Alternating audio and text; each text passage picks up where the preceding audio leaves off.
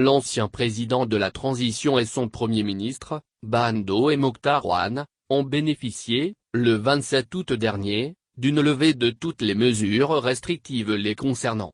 Une libération qui ne sera pas un blanc-seing.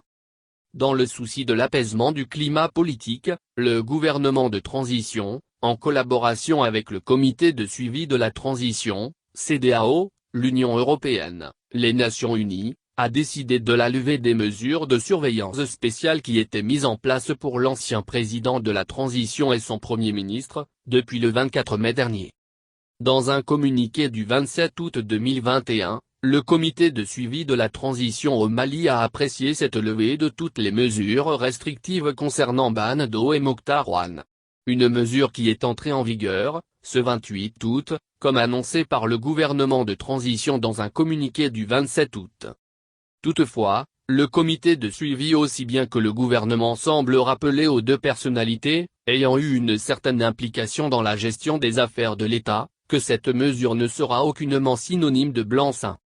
En effet, dans chacun des communiqués, le CLST ainsi que le gouvernement malien exhortent tous les acteurs concernés à faire preuve d'esprit de responsabilité, d'attachement à l'intérêt national, au respect de la loi et de s'abstenir de toute action pouvant impacter négativement le bon déroulement de la transition. Le gouvernement de transition les invite surtout au respect des engagements pris. Sans être une baïonnette pour les deux acteurs, ces mises en garde interpellent Ban Do et Mokhtar à avoir un sens plus élevé de moralité et de sens de l'État. Ils sont donc tenus à s'abstenir de toute action pouvant impacter, négativement, le processus de déroulement de la transition en cours. Mokhtar Rouane semble avoir bien compris le sens du message qui leur est envoyé.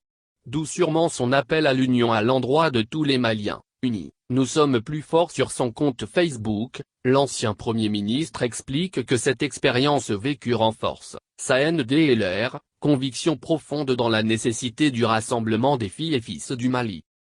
Ce rassemblement des Maliens autour de l'essentiel, le Mali, oblige chacun à œuvrer à la réussite de cette transition en cours.